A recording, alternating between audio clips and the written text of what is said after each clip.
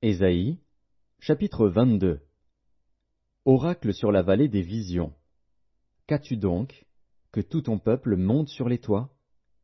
Ville bruyante, pleine de tumulte, cité joyeuse. Tes morts ne périront pas par l'épée, ils ne mourront pas en combattant. Tous tes chefs fuient ensemble, ils sont faits prisonniers par les archers. Tous tes habitants deviennent à la fois captifs, tandis qu'ils prennent au loin la fuite. C'est pourquoi je dis, détournez de moi les regards, laissez-moi pleurer amèrement. N'insistez pas pour me consoler du désastre de la fille de mon peuple, car c'est un jour de trouble, d'écrasement et de confusion, envoyé par le Seigneur, l'Éternel des armées, dans la vallée des visions. On démolit les murailles, et les cris de détresse retentissent vers la montagne. Élam porte le carquois.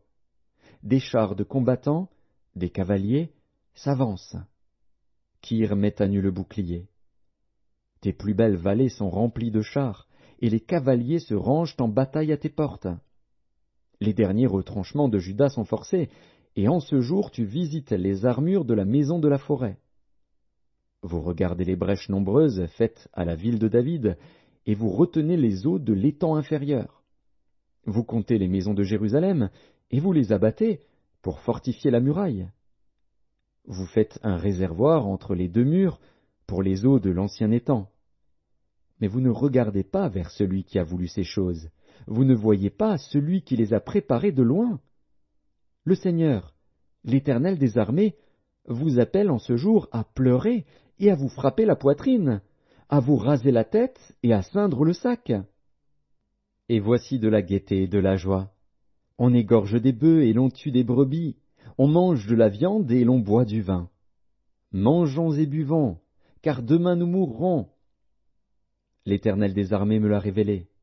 Non, ce crime ne vous sera point pardonné que vous ne soyez morts, dit le Seigneur, l'Éternel des armées. Ainsi parle le Seigneur, l'Éternel des armées. Va vers ce courtisan, vers Shebna, gouverneur du palais. Qu'y a-t-il à toi ici, et qui as-tu ici, que tu creuses ici un sépulcre? Il se creuse un sépulcre sur la hauteur, il se taille une demeure dans le roc. Voici, l'Éternel te lancera d'un jet vigoureux. Il t'enveloppera comme une pelote. Il te fera rouler, rouler comme une balle, sur une terre spacieuse. Là tu mourras. Là seront tes chars magnifiques, ô toi, l'opprobre de la maison de ton maître. Je te chasserai de ton poste. L'Éternel t'arrachera de ta place. En ce jour-là, j'appellerai mon serviteur Eliakim, fils de Hilkija.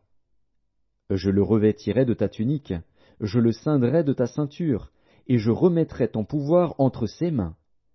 Il sera un père pour les habitants de Jérusalem et pour la maison de Juda. Je mettrai sur son épaule la clé de la maison de David. Quand il ouvrira, nul ne fermera.